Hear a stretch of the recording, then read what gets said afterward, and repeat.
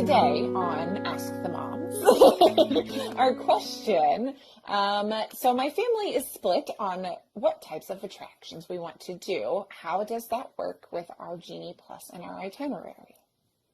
Split, like they're not sure So which like attractions to go on. certain members want to do like the thrill rides where other members do not, that type of split. Oh, okay. So how does that work with Genie Plus and with planning the itinerary for the day? Is the question. I know how to do it without Genie Plus. Do you want to answer the Genie Plus portion, and then maybe I'll give another option? Okay. Yeah. So Genie Plus is very fluid and flexible in that aspect of Genie Plus, because you can individualize everyone's bookings. Now, the tricky thing with that becomes getting the times to align or making the times all make sense. So let's say you've got a family of 5 and 2 want to do thrill rides and 3 want to do just like the slow moving dark ride type attractions.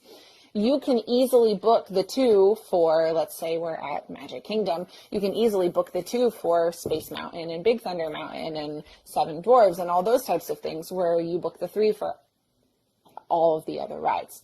The tricky thing will become you're then looking at 2 different times that you can book, because you're essentially running 2 completely separate days at that point in time. Ooh.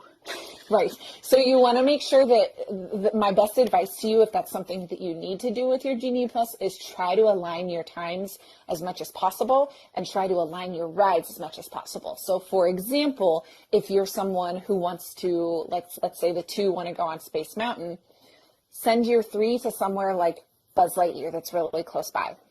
That way you can kind of all head there together, you're tapping in similar times, and then you're meeting up again when you're done. That type of thing. Let's say the 2 want to go on Big Thunder Mountain and the 3 don't. Pick a ride that's nearby Big Thunder. Big Thunder's a little bit off the way, so you're going to have to come in on the other side in of the park. I know. But you could do something like Pirates. You could do something like if you could do something up further like Haunted Mansion. It's a little further of a walk with Big Thunder, but just look at your map and kind of plan it accordingly, so that way you're going to similar parts of the park, because that's going to help you be able to then meet up to go. Maybe you all want to go on Peter Pan, so you want to make sure that you're in a location that is going to make sense, that you can all meet up and then you can all book your Peter Pan time all together, because I would assume if you're traveling together, there are probably rides you also want to do together. So aligning your times and aligning those types of things. Yeah, exactly, Maria. If your 2 want to do Mine Train, send your other 3 to Pooh or to Little Mermaid or something close by, Teacups, those types of things. So that way your proximity is close and your timing is close. That's the easiest way to do it. Yeah, that's, I think I agree 100%. And I would say if one of you has Genie Plus and is going towards something like, let's use Big Thunder again. So, let's say if you don't want to use Genie Plus for both of you, but this group wants to go on Big Thunder, but the other one doesn't. You could go to like Country Bear Jamboree or whatever. Just do something nearby that doesn't require Genie Plus while you're waiting, because there are a fair amount of attractions that don't require that, or maybe Small World, if it's slower, is like sometimes it's close, 10-minute wait or whatever, and so you could do that while the other person is on something that's bigger. And I think that just finding something really fun to do while you're waiting. Sometimes it doesn't even have to be an attraction. Sometimes you grab a snack or like play on a play structure, depending on what park you're in. So that's usually what we do. And so that way what you book for your Genie Plus next, you don't even have to worry about like the windows lining up or like, these people are done with that ride. And now we can all book something together. We're all eligible, right? Yes. Right. And just make sure if you do that you're only booking for the people that are going to physically use their card or their Magic Band or their phone or whatever to tap in.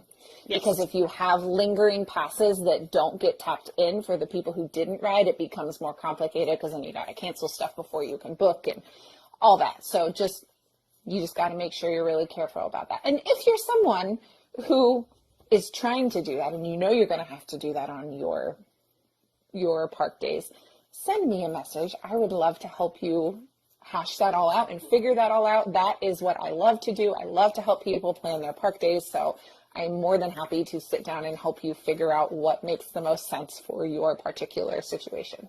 If you didn't have Genie Plus and you had to wait for a long time, if it wasn't, say, first thing in the morning, it might be 60 minutes or whatever, 45, 60 minutes before they're done with that large attraction. So then, you have more options that way. Maybe you go see some characters, maybe you sit down for a show, maybe find some things to do.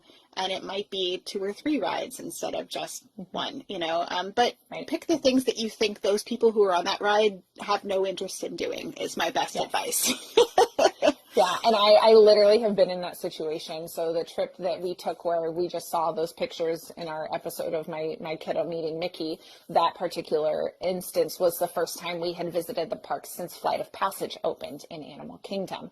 At that point, there was no individual lightning lane. There was none of that at that moment in time.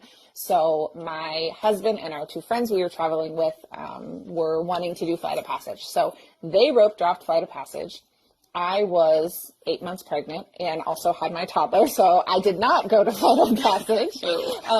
And so my son and I just enjoyed, we walked around Pandora. He played the drums in Pandora. We went and walked around all of the animal trails. We went into Dinoland and did Triceratops Spin we met Chip and Dale, and we did all those types of little things. But there were a couple instances where I would text my husband hey, is this okay if we do this without you? I want to make sure that you're okay with us doing this without you. And he'd be like, yeah, go ahead. And then some of the things were we're going to do this, but we'll come back and do it with you again, a second time too. But yeah, communicating those types of things I think is super important when it comes to that too. 100%. I agree.